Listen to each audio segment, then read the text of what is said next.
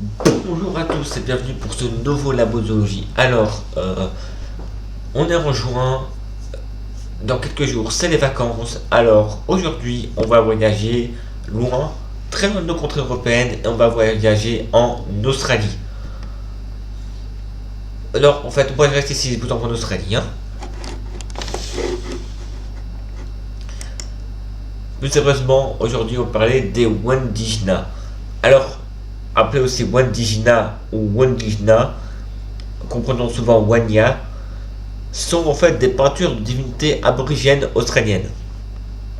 Si le terme désigne ces peintures, il nomme également de manière plus générale ces divinités. D'ailleurs, leur nom vient du mot Wan qui signifie eau et Wandjina qui signifie proche de l'eau.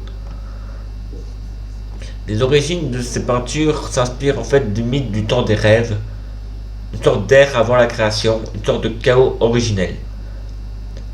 Le serpent arc-en-ciel Ulgud créa alors cette période dans laquelle les Wandjina naquirent afin de poursuivre la création du monde. Walaganda serait l'un des premiers Wandjina, en devenant en fait la Voie lactée.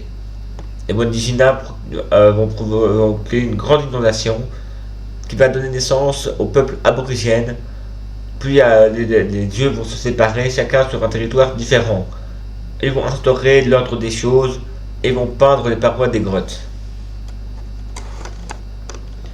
On décrit ces peintures comme je dis, c'est des peintures qui se trouvent dans des grottes, tous dans différents endroits australiens, seulement dans la région montagneuse de Winburley.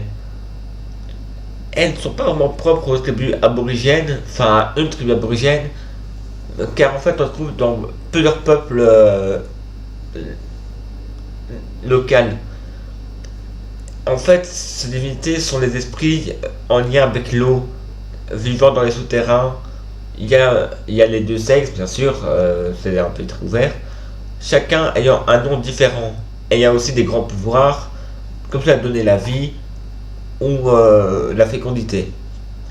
La présentation les montre comme des divinités immenses, parfois seules, parfois en groupe, de forme pseudo-humaine et très arrondie, reliant aux courbes de l'eau, un corps blanc recouvert de marques blanches, représentant la pluie ou l'écume.